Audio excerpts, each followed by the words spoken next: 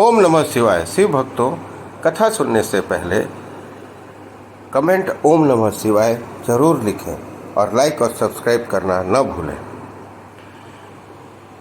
शिव पुराण कोटि रुद्र संहिता अध्याय 27 और 28 वैद्यनाथेश्वर ज्योतिर्लिंगों की प्राकट्य की कथा तथा महिमा।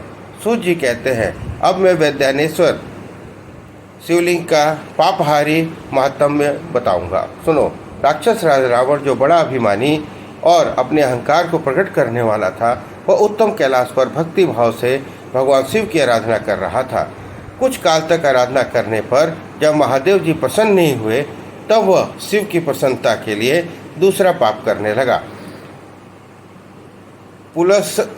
पुलसत्य कुलनंदन श्रीमान रावण ने सिद्धि के स्थानभूत हिमालय पर्वत से दक्षिण वनों से भरे हुए वन में पृथ्वी पर एक बहुत बड़ा गड्ढा खोदकर उसमें अग्नि की स्थापना की और उसके पास ही भगवान शिव को स्थापित करके हवन आरंभ किया।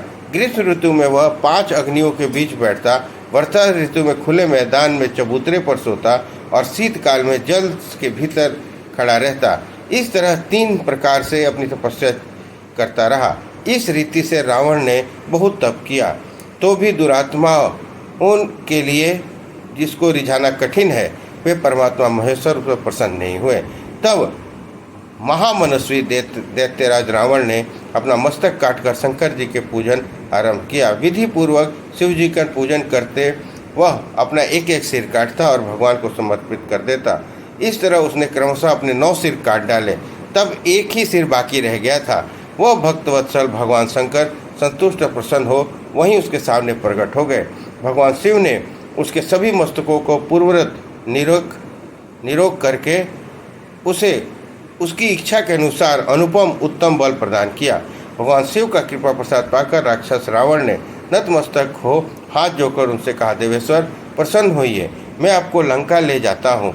आप मेरे साथ इस मनोरथ को सफल कीजिए, मैं आपकी शरण में आया हूँ। रावण के ऐसा कहने पर भगवान शंकर बड़े संकट में पड़ गए और अनमने होकर बोले, राक्षस राज, मेरी सार गर्भित बात सुनो।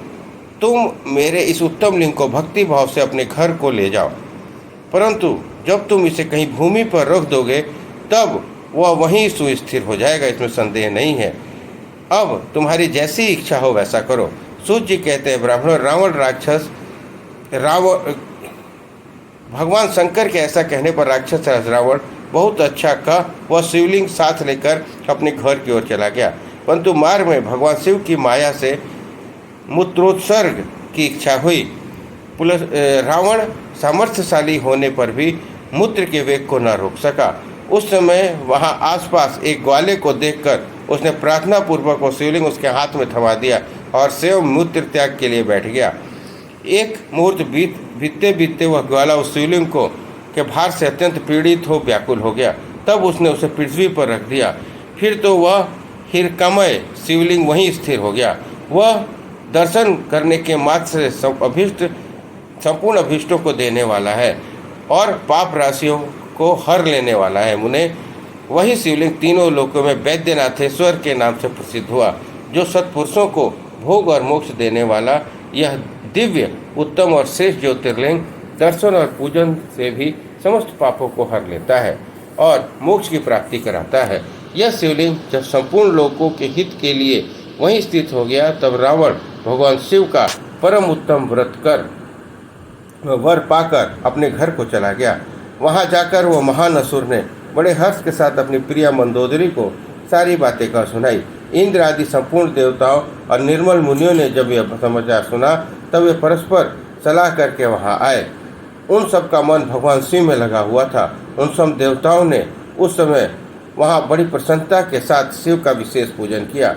वहां भगवान शंकर का प्रत्यक्ष दर्शन करके देवताओं ने उस शिवलिंग की विधिवत स्थापना की और उसका वैद्यनाथ नाम रखकर उसकी वंदना और स्तवन करके स्वर्गलोक को चले गए। ऋषियों ने पूछा, सूत जी, जब वह शिवलिंग वहीं स्थित हो गया तथा रावण अपने घर को चला गया, तब वहाँ कौन सी घटना घटित हुई, यह बताइए। सूत जी कहते हैं, ब्राह्मणों, भगवान शिव परम उत्तम वर पाकर महान असुर रावण अपने घर को चला गया। वहाँ अपनी प्रिया से सब बातें कही और वह अत्यंत आनंद का अनुभव करने लगा। उधर इस समाचार को सुनकर देवता घबरा गए और पता नहीं वह देवद्रोही दुष्ट रावण भगवान शिव के वरदानों से बल पाकर क्या करेगा। उन्होंने नारद को भेजा। नारद जी ने जाकर रावण से कहा, तुम कैलाश पर्वत को उठाओ, तब पता लगेगा कि शिव जी का दिया हुआ वरदान कहाँ तक सफल हुआ। रावण को यह बात जच गई। उसने जाकर कैलाश को उखाड़ लिया। इससे सारा कैलाश हिल उठा। तब गिरजा के कहने पर महादेव जी ने रावण को घमंडी समझकर उस वक्त शाप दिया। महादेव जी बोले, रे दुष्ट भक्त, दुर्बुद्धि रावण, तू अपने बल पर इतना घमंड न कर। तेरी इन भुजाओं का घमंड चूर करने वाला वीर पुरुष शीघ्र ही इस जगत में अवतीर्ण होगा। सूत जी कहते हैं, इस प्रकार वहाँ जो घटना हुई उसे नारद जी ने सुना। रावण भी प्रसन्नचित्त हो जैसे आया था उसी तरह अपने घर लौट गया।